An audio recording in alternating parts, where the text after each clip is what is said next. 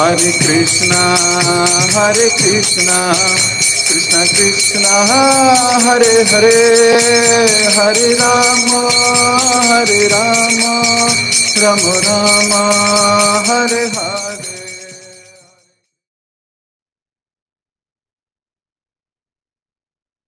Om Ajnantimirandhasya Jnananjanashalakaya Chakshurunmilitam Yena Tasmai Shri Guruve Namaha. Shri Chaitanya Manobishtam Sthapitam Yena Bhutale Swayam Rupa Kada Mayam Dadati Swapadantikam Vandeham Shri Guru Shri Utapad Kamalam Shri Gurun Vaishnavansh Shri Rupam Sagrajatam Sagan Raghunathanvitam Tam Sajivam Savadaitam Savadutam Parijan Sahitam Krishna Chaitanya Devam Shri Radha Krishna Padan Sagan Lalita Shri Vishakhan Vitamscha He Krishna Karuna Sindhu Deenabandhu Jagatpate Gopesh Gopika Kanta Radha Kanta Namostate Tat Kanchan Gaurangi Radhe Brindavaneshwari वृषभानुसुते देवी प्रणमामि हरि प्रिये वाञ्छा कल्पतरुभ्यश्च कृपा सिन्धुभ्य एव च पतितानां पावनेभ्यो वैष्णवेभ्यो नमो नमः।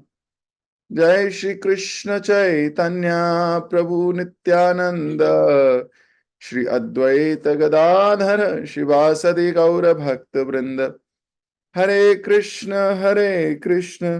कृष्ण कृष्ण हरे हरे हरे राम राम राम हरे हरे।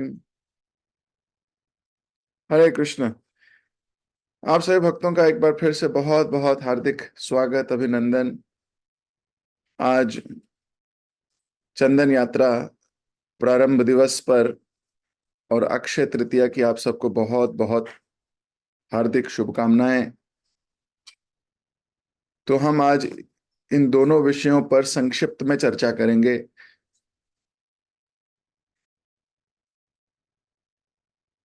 पहले थोड़ा अक्षय तृतीया के विषय में जान लें और उसके बाद चंदन यात्रा के महत्व के ऊपर डिस्कशन। तो आज के दिन को अक्षय तृतीया कहा जाता है। अक्षय, अक्षय यानी जिसका क्षय ना हो, क्षय यानी खत्म, समाप्त। तो आज के दिन ऐसा माना जाता है कि जो भी कार्य प्रारंभ किया जाए या जो भी कार्य किया जाए उसकी आयु बहुत लंबी होती है, अक्षय हो जाता है वो। पूरे वर्ष में 3 ऐसे दिन होते हैं जिनमें कोई मुहूर्त नहीं देखा जाता। मुहूर्त का अपना एक वैल्यू है। कोई शुभ मुहूर्त होते हैं तो कोई अशुभ मुहूर्त होते हैं, लेकिन 3 दिन ऐसे हैं वर्ष में जो पूरे दिन शुभ रहते हैं। उनमें कोई अशुभ मुहूर्त या कोई लगन, कोई चीज नहीं देखी जा सकती। वो पूर्णतः 100% शुद्ध है। एक बोलते हैं युगादि, है ना, युगादि बोलते हैं एक दिन को। एक है विजयदशमी, विजयदशमी के दिन भी कोई मुहूर्त नहीं देखा जाता, पूरा दिन शुभ है। और तीसरा है अक्षय तृतीया यानी आज का दिन। तो हर क्षण महत्वपूर्ण, हर क्षण शुभ।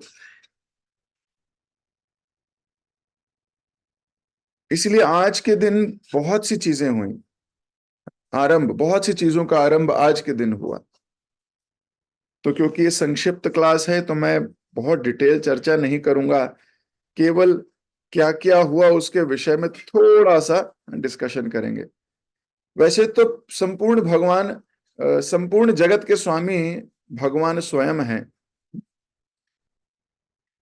भोक्ताराम यज्ञ तपस्याम सर्व लोके महेश्वराम, सभी लोकों के महाईश्वर भगवान हैं। सो कृष्ण को प्राइमरी क्रिएटर कहा जाता है। प्राइमरी क्रिएटर मतलब ही क्रिएट्स एवरीथिंग। लेकिन प्राइमरी क्रिएटर भी किसी सेकेंडरी क्रिएटर को क्रिएट करके क्रिएशन की जिम्मेदारी देता है। यानी कि आज के दिन ब्रह्मा जी ने इस सृष्टि को बनाना शुरू किया था, आज ही के दिन। तो अक्षय तृतीय के दिन भगवान ने ब्रह्मा जी को एम्पावर किया था कि संसार की रचना करो। तो कितना इंपॉर्टेंट दिन हो जाता है आज। इस संसार का बर्थडे है। दूसरा इंपॉर्टेंट एक्टिविटी जो आज के दिन हुई वो है युग आज ही के दिन से शुरू होते हैं। त्रेता युग भी सतयुग भी इसी इसी दिन शुरू होगा। मतलब फर्स्ट डे ऑफ सतयुग will start from Akshaya Tritiya. तो आज के दिन युग परिवर्तन भी होता है, युग भी आज ही के दिन बदलते हैं। तो भगवान ने आज ही का दिन चुना युग बदलने के लिए। और कितनी दीर्घायु है युगों की, आप जानते हो। कलयुग सबसे छोटा है, 4,32,000 साल। कितनी लंबी आयु।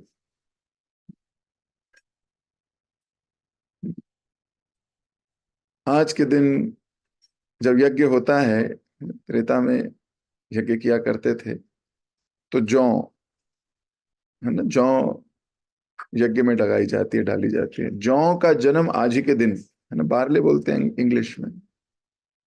वो भी यज्ञ के लिए जरूरी होती है। तो यज्ञ के लिए जौ, और जौ की उत्पत्ति आज से शुरू हुई थी।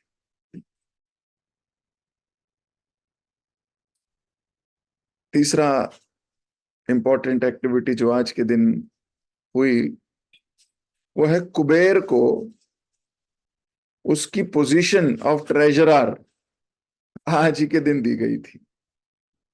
He was appointed as a treasurer of Swargalok. और आप देखते हो कितना धन है कुबेर के पास। आप सोच नहीं सकते कितना धन है कुबेर के पास, केवल कल्पना मात्र की जा सकती है। विश्व के सारा धन, अभी जितना लक्ष्मी, जितना धन पूरे विश्व में है, उसको इकट्ठा कर लिया जाए तो वो 0.0000001% भी नहीं है जो कुबेर के पास है। और अक्षय बना हुआ है, उसमें कोई कमी नहीं है। तो आज ही के दिन कुबेर जी को अपॉइंट किया गया था एज अ ट्रेजरर। चौथा, आज ही के दिन गंगा देवी इस संसार में प्रकट हुई थी। आज ही के दिन। तो वो गंगा मैया जो स्वर्ग लोक और ऊपरी लोकों में रहती हैं, वो इस पृथ्वी पर प्रकट हुई। तो कौन से दिन? आज ही के दिन। आप गिनते रहिए कितने कारण, कितने शुभ कारण हैं आज अक्षय तृतीय के, कितने पॉइंट्स हैं आज मेडिटेशन के लिए। गंगा मैया के अवतरत की कहानी कही जाए तो शायद 3-4 क्लासेस लग जाएंगी। परम वैष्णव शिव जी ने भगवान के चरणों से निकलने वाली गंगा को अपने मस्तक, अपने सर पर स्थान दिया। चरण धूली भक्त पग धूली, भक्त पग जल। और ये तो भक्त पग जल नहीं है, भगवान पग जल है।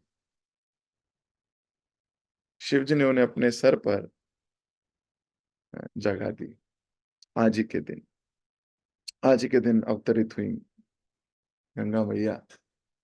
कहां से? उसी छेद से जो वामन देव जी के अंगूठे से हट गया था। जो एक ब्रह्मांड का कोना है, वो पर्दा है, उसके ऊपर दूसरे लोक शुरू होते हैं। लेकिन वहीं पर वामन जी ने जब पैर उठा के ऊपर लोक नापे थे तो छेद हो गया था। उसी छेद के माध्यम से ऊपरी लोकों से निचली लोकों में गंगा मैया का अवतरण हुआ था। आज ही वो दिन है जब परशुराम जी का आगमन हुआ था इस संसार में। जो भगवान के शक्त्यावेश अवतार हैं आज ही के दिन। तो भगवान के कई अवतार हैं, कोई शक्त्यावेश अवतार है, कोई प्रजा पालन शक्ति या दुष्ट दमन शक्ति अवतार हैं, पृथु महाराज हैं जैसे। ऐसे भगवान के कई अवतारों की श्रेणियां हैं। तो परशुराम जी का आज ही के दिन आविर्भाव हुआ इस संसार में।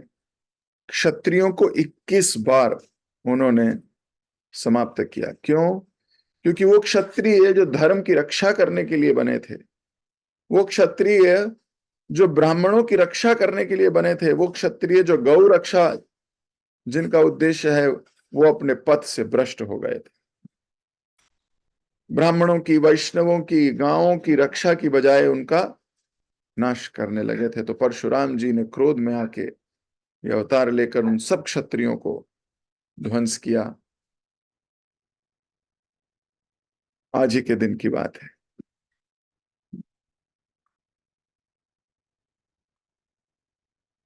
आज ही के दिन सुदामा कृष्ण से मिले थे और कृष्ण को वो चिवड़ा भेंट किया था। तो आज के दिन भेंट देने की रीति वहीं से शुरू हुई। तो आज के दिन थोड़ा सा भी भगवान को, वैष्णवों को कुछ दिया जाए तो उसका फल ऐसा माना जाता है कि कई गुना बढ़ के आता है।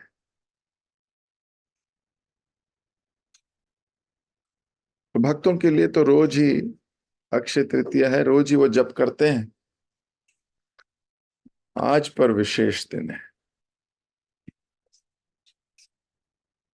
इस संसार में मैं देखता हूं लोग सोना खरीदते हैं, सच है ना? आज के दिन मार्केट जाते हैं, सोना खरीदते हैं ताकि उनका सोने का भंडार बढ़ा रहे, इस उद्देश्य से। मान्यता है, लोग कुछ लेते हैं या दान करते हैं। जो दान करते हैं, ऐसी मान्यता है कि उनको दान देने की क्षमता बढ़ जाती है। अब दान देने की क्षमता तब बढ़ती है जब धन आने की क्षमता बढ़ जाती है। तो आज के दिन दान देने से लक्ष्मी प्रचुर मात्रा में प्रवेश करती है घर में। आज ही के दिन ऐसा माना जाता है कि व्यास देव जी ने महाभारत का ग्रंथ लिखना शुरू किया था। आज ही के दिन गणेश जी की हेल्प से आज ही वो दिन है जिसमें 1 लाख श्लोक वाली ये महाभारत, हमारा इतिहास लिखा गया। तो कितने भक्तों ने, कितने लोगों ने आज के दिन की महत्वता को जाना है। कोई एक चीज अच्छी हुई होती है तो उस दिन शुभ हो जाता है। यहां देखिए कितनी चीजें हुई हैं एक ही दिन में। आज ही के दिन सूर्यदेव ने युधिष्ठिर महाराज को अक्षय पात्र दिया था। वो पात्र जिसमें कभी भोजन कम होगा ही नहीं, आज ही के दिन। और युधिष्ठिर महाराज ने वो द्रौपदी को दिया था। सो आज ही के दिन अक्षय पात्र भी मिला जो कभी क्षय नहीं होगा। तो एक ही दिन में कितनी चीजें हो रही हैं, सोचिए कितना इंपॉर्टेंट दिन है। आज ही के दिन से जगन्नाथ रथ यात्रा जब निकलने वाली है, उसके रथों का निर्माण शुरू हो जाएगा आज ही के दिन। नंदी घोष, ताल ध्वज और दार पदल, ये तीनों रथ आज शुरू हो जाएंगे बनने,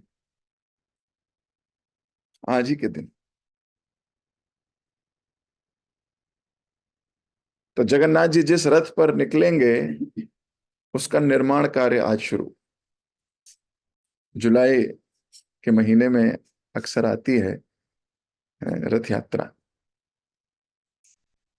तो अभी मई चल रहा है, 2-3 महीने लगते हैं और रथ बनने में, क्योंकि रथ में एक भी कील नहीं लगता, पूर्णतः लकड़ी से बनता है, वो भी एक ही तरीके की लकड़ी से।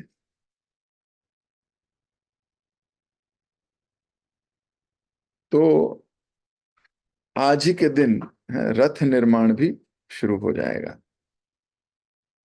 आज ही के दिन नरसिंह भगवान का जो स्वरूप है, सिंहाचल बोलते हैं वहां, आज पूरा दिन, एक ही दिन दर्शन खुलते हैं पूरे साल में,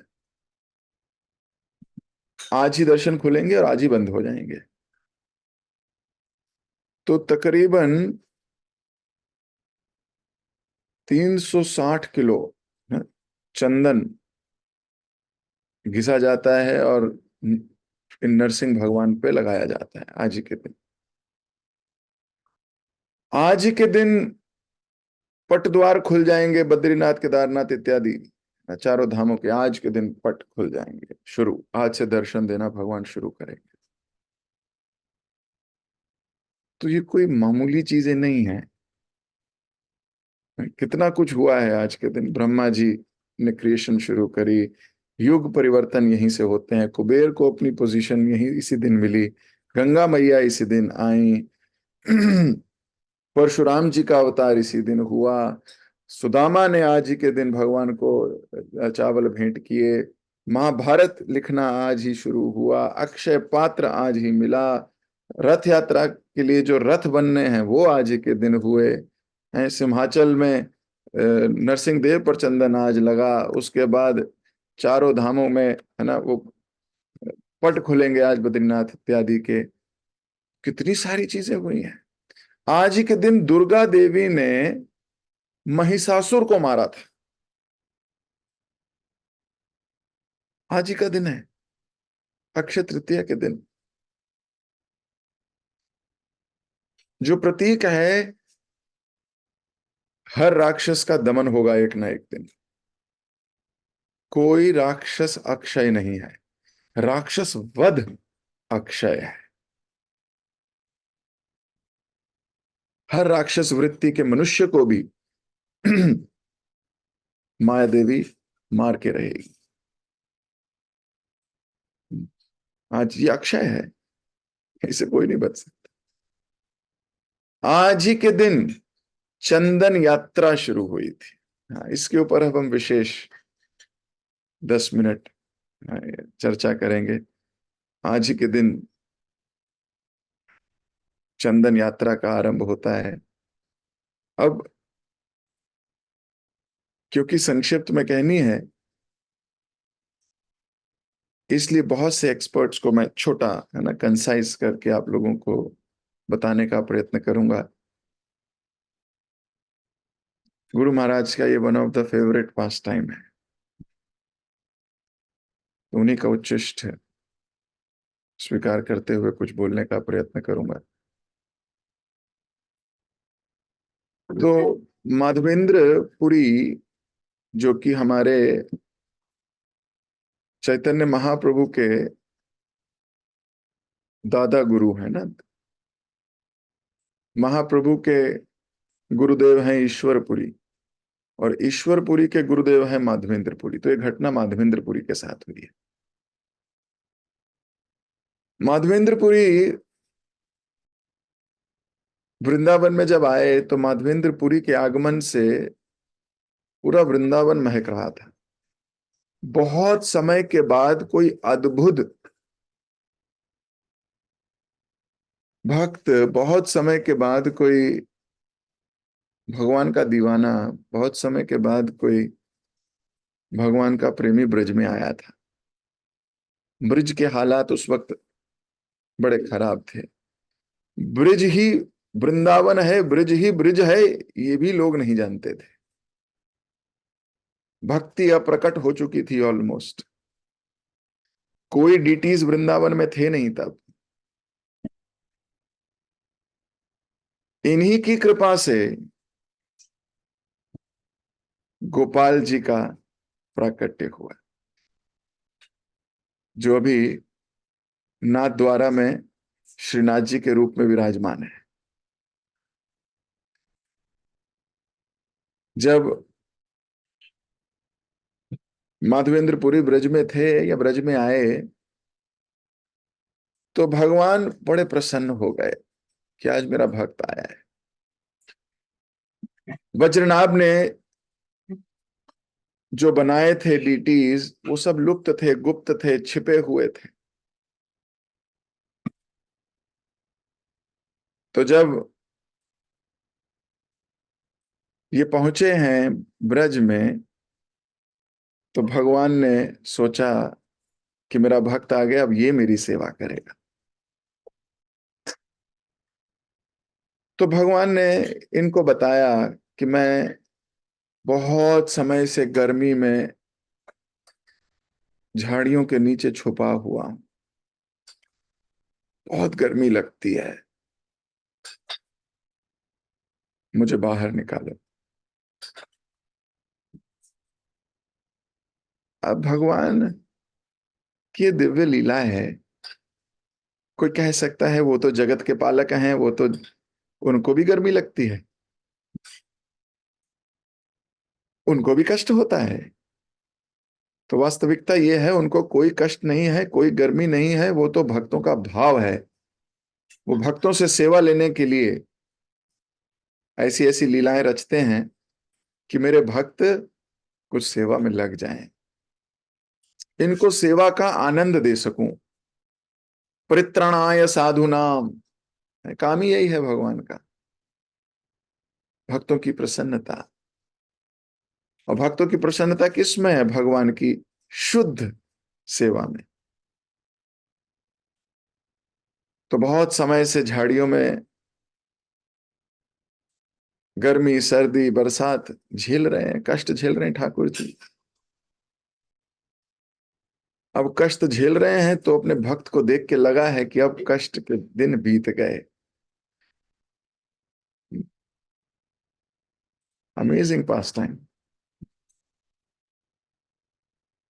जब एक भक्त दूसरे भक्त को देखता है तो उसको एकदम से, है ना, हृदय विदीर्ण हो जाता है उसका। और अगर कष्ट होते हैं तो एकदम खुल के निकलते हैं, गले लग के रोता है। ऐसी भगवान है।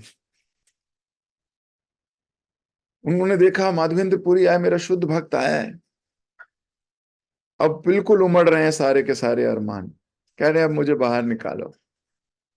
खैर माधवेंद्र पुरी ने इनको ढूंढ निकाला।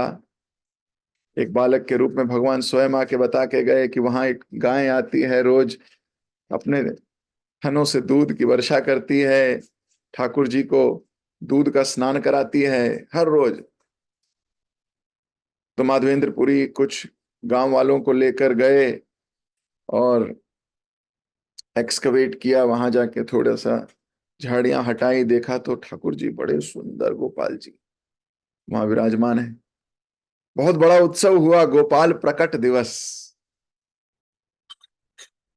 गोपाल जी प्रकट हो गए। गोवर्धन में उनका एक मंदिर बनाया गया छोटा सा, और उनकी पूजा अर्चना शुरू हुई। अब इतने लंबी अवधि में गर्मी झेलते झेलते गोपाल जी ने कहा मुझे ठंडे पानी से नहलाओ। तो कई क्विंटल ठंडा पानी लाया गया, मटकों में भर भर कर ठंडे जल से स्नान कराया गया, लेकिन ठाकुर जी की तप्त यहाँ गर्मी गई नहीं। तो ठाकुर जी ने फिर से स्वप्नादेश दिया माधवेंद्रपुरी को कि मेरी गर्मी नहीं जा रही है, मुझे बहुत गर्मी लग रही है अभी भी, क्या करो? बोले मेरे लिए चंदन लेके आओ। तो कहाँ से? बोले मलय पर्वत है, वहां से लेके आओ और खुद जाना, अपने किसी सेवक को मत भेजना।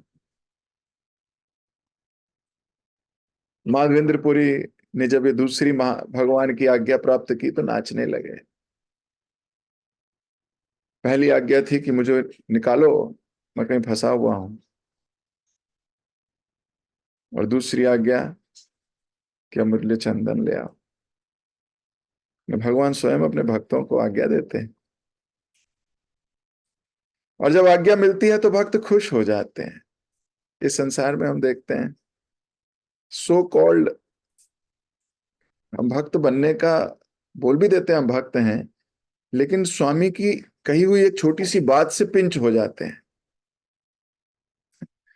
छोटी सी आज्ञा आ जाए उससे हमारा हृदय पागल हो जाता है, ये क्यों बोल दिया, ऐसा क्यों कह दिया, गुरुजी ने ऐसा क्यों कह दिया, ये कैसी आज्ञा दी है इतनी दूर जाने की। अरे कोई ठीक ठाक बता देते हैं। हम्म। माधवेंद्रपुरी नाच रहे हैं, एक्चुअली में भक्तों के लक्षण यही हैं। भक्त के क्या लक्षण है? भक्त के लक्षण है कि वो अपनी बुद्धि को निचोड़ कर फेंक दे और भगवान की आज्ञा का पालन करने के लिए उसको यूज करे, बस अपनी इंद्र तृप्ति के लिए ना यूज करे। अच्छे बुरे के द्वंद से हट जाए। चैतन्य चरितामृत में कृष्णदास कविराज गोस्वामी लिखते हैं, प्रगाढ़ प्रेमेर एहि स्वभाव आचार, निज दुख विघ्न आदि ना करे विचार। किसी को प्रेम है तो कैसे पता लगता है? अपने दुख, अपने कष्ट, अपने विघ्न, उसको विचार ही नहीं है। इसका मतलब प्रेम करता है, प्रेमी है। और जिसको अपने कष्ट, अपने दुख ज्यादा बड़े लगते हैं,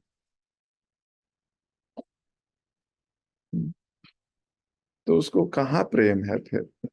एक और थर्मामीटर चेक कीजिए अपने प्रेम के तापमान को। क्या आपको कोई आज्ञा आती है जब, तो आपका क्या भाव होता है? आप सोचते हो इसके प्रति अरे इसमें तो बहुत कष्ट होगा, इसका मतलब प्रेम नहीं है। अगर आप सोचते हो इसमें तो बहुत प्रॉब्लम आएगी, तो फिर कैसा प्रेम? प्रभुपाद जी के शिष्यों ने प्रभुपाद जी की आज्ञा पालन करने के लिए क्या क्या कष्ट नहीं झेले। भक्त कष्टों से नहीं डरता। भक्त तो स्वामी की प्रसन्नता देखता है। भक्त तो यही देखता है कि क्या इससे इनको संतुष्टि मिलेगी। That is the process. लेकिन हम तो सोचते हैं कई बार कि इससे तो बड़ा कष्ट होगा। प्रभु जी ने, गुरु जी ने, सीनियर अथॉरिटी ने ऐसी सेवा दे दी है, ये तो बड़ी मुश्किल है, इसमें तो बहुत मुश्किल आएगी। या कुछ हमारे मन को बुरा लग गया है उसमें, तो इन्होंने ऐसा बोल दिया, ऐसा तो नहीं बोलना था, ऐसा तो नहीं करना। तो अपने कष्ट गुरु की प्रसन्नता से ज्यादा बड़े हैं। इसलिए गुरु जी तुम बड़े छोटे से हो, तुच्छ हो आप, हैं, ऐसा हम फील कराते हैं। I am bigger than the instructions of my Gurudev. This is craziness.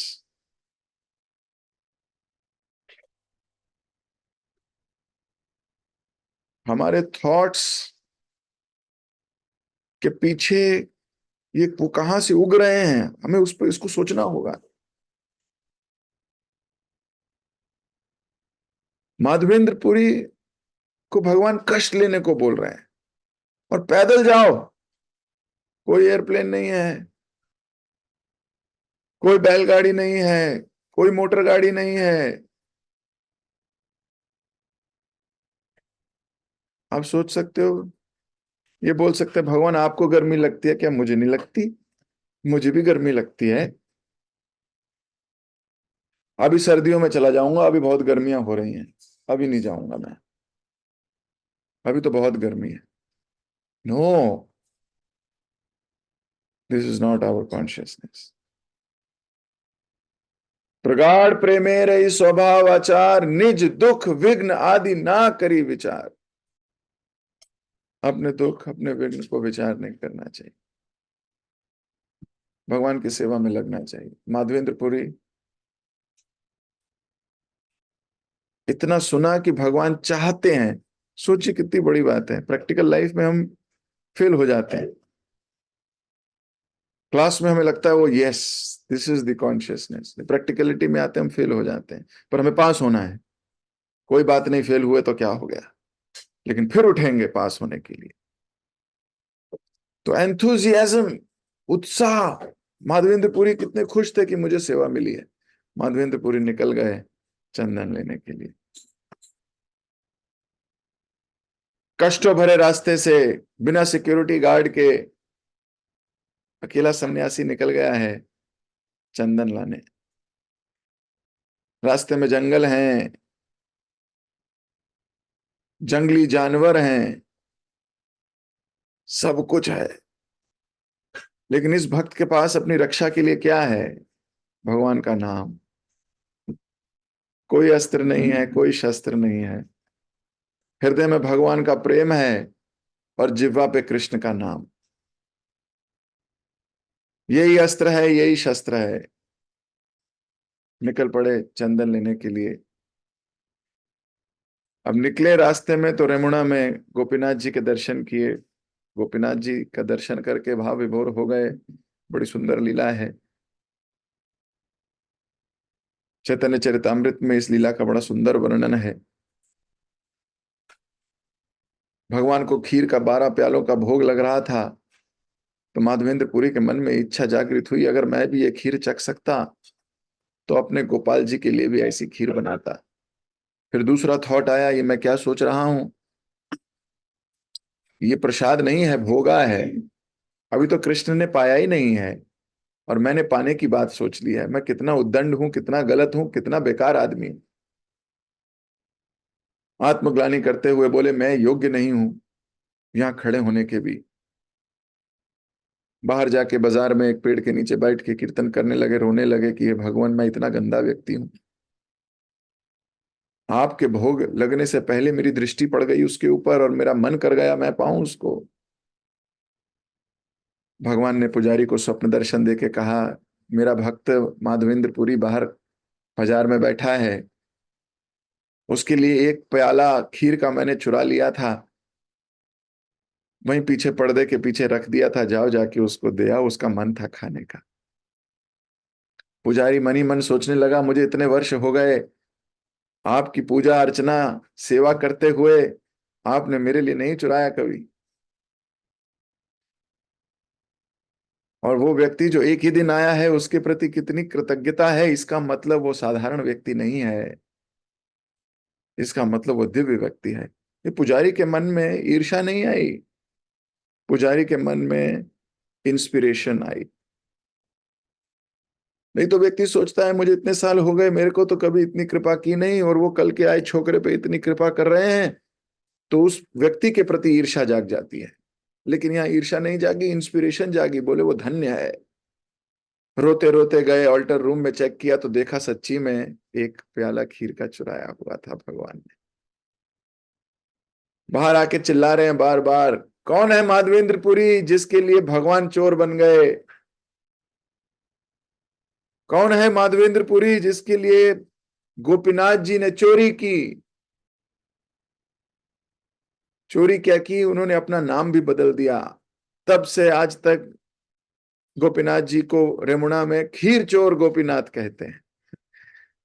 आज भी बड़े सुंदर दिव्य दर्शन है और बड़ी अच्छी खीर मिलती है वहां। तो माधवेंद्र पुरी को खीर का वो पूरा मटका दिया गया। माधवेंद्र पुरी ने खीर खाई और उस मटके को भी चूर चूर करके पोटली बांध के अपने पास रख ली कि ये मटका भी गोपीनाथ जी का प्रसाद है। और हर रोज प्रसाद पाते थे तो एक चुटकी मटके की जो मिट्टी है वो भी खाते थे। बोले गोपीनाथ जी का प्रसाद है, इसको मैं छोड़ नहीं सकता। और रोते थे जब जब खाते थे, मेरे भगवान इतने दयालु हैं। तो वो चंदन लेने फिर पहुंच गए। कथा संक्षिप्त में करनी थी, तो चंदन लेकर आ रहे हैं। लेके आए, फिर रेमुणा तक पहुंचे तो भगवान गोपाल जी ने फिर से दर्शन दे के स्वप्न दर्शन में बोला कि गर्मी बहुत लग रही है, तुम वो चंदन गोपीनाथ जी को ही लगा दो। तुम लगाओगे गोपीनाथ जी को और राहत मिलेगी मेरे को, क्योंकि गोपीनाथ जी और मेरे में कोई अंतर थोड़ी है। तो आज्ञा प्राप्त कर, तीसरी आज्ञा भगवान से प्राप्त कर। इन्होंने वो चंदन घिसा और चंदन घिस के भगवान को लगाया। तो आज ही का दिन है जब चंदन घिसने की प्रोसेस और भगवान को चंदन लगाने की प्रोसेस शुरू होती है। तो 21 दिन ये चंदन यात्रा होती है, उसके बाद स्नान यात्रा आती है। तो आज ही के दिन माधवेंद्रपुरी ने भगवान को चंदन लगाया था।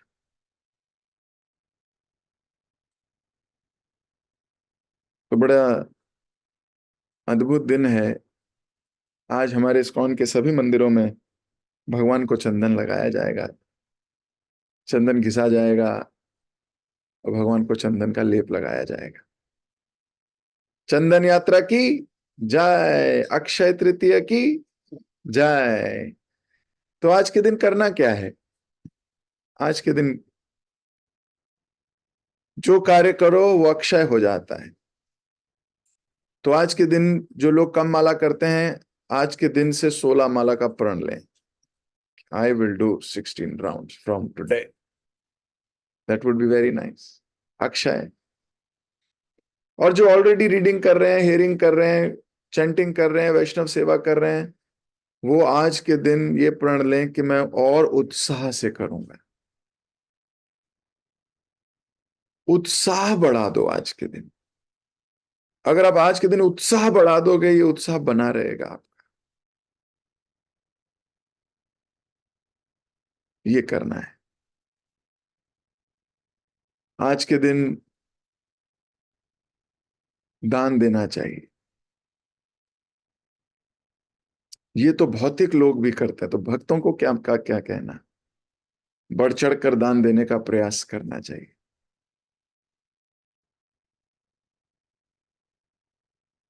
तो ये सब कार्य अक्षय हो जाएंगे। तो अपनी वाणी को मैं यही देता हूं विराम। अच्छे से जप कीजिए, अच्छे से भगवान का नाम लीजिए। भक्त तो हर कार्य अक्षय है ना। एक्स्ट्रा रीडिंग, एक्स्ट्रा जपा, एक्स्ट्रा हेयरिंग। चंदन लगाइए भगवान को आज के दिन, और आज के दिन डोनेशन है ना, दान कीजिए। तो अपनी वाणी को यहीं दे रहा हूं विराम। जगत गुरु शिल प्रभुपाद की जय, अक्षय तृतीया की जय, चंदन यात्रा की जय। आप सबसे मुलाकात होगी। हरे कृष्ण।